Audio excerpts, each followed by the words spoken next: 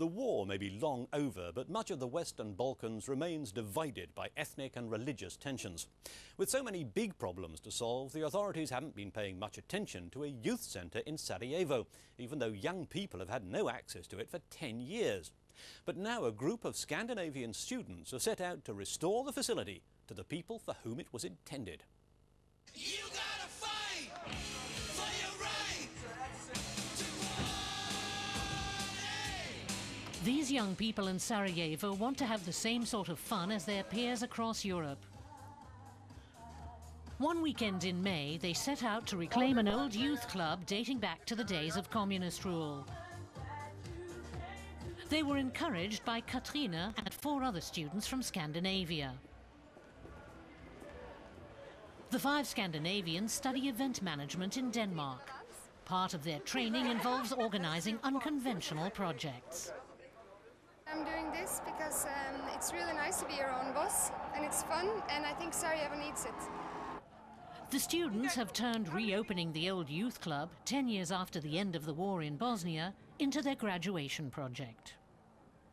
They would have done it themselves in maybe a longer time, maybe 2 years. But we helped them kick in some doors because after the war, they're kind of a little bit apathic and they don't believe that they can do anything, and the system is not really easy or extremely easy.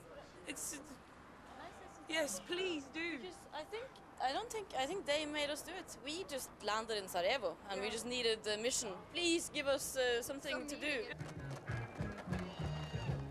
And now they are doing it. They've mobilised other volunteer workers from all over Europe, like Christian from Switzerland, and they're getting local young people involved.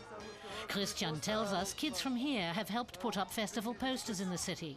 Now the tickets are ready. Together they're transforming the square in front of the youth club into a venue for events. Get everything together? Yes. A year ago, the young people occupied the old youth palace illegally. Today, they're filling it with life again with a legal festival. For 10 years, nothing happened here. Now we have the chance to do something. There's no other place for us. Maybe a few tiny youth rooms in some neighborhoods, at the most. The idea is, if you show people what can be done, they'll do it themselves. Improvisation is crucial. They started with no money at all. Now there are sponsors for the Youth Club Festival.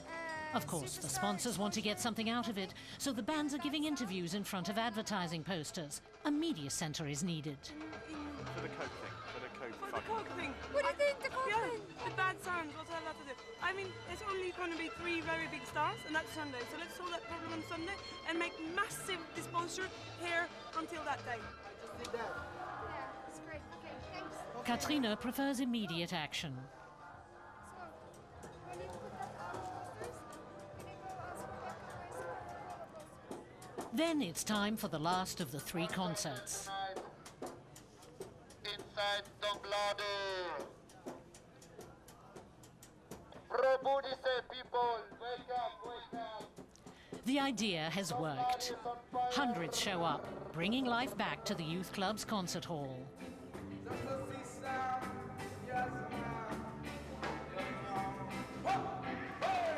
On the stage here in Muslim-dominated Sarajevo, there's a band from Herzegovina, the part of the country populated mainly by ethnic Croatians. No one's bothered by that here. Okay, he's satisfied. No problem. Mario is a Bosnian Croat.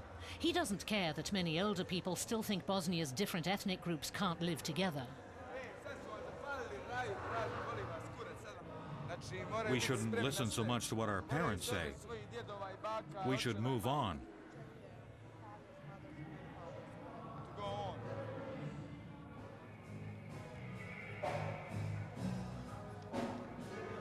The Scandinavian masters of improvisation hope their project won't burst like a soap bubble when they leave.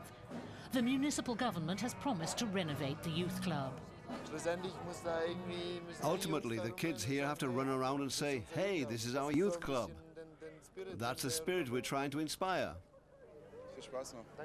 Now it's up to Sarajevo's youth to carry on that spirit and keep up the pressure.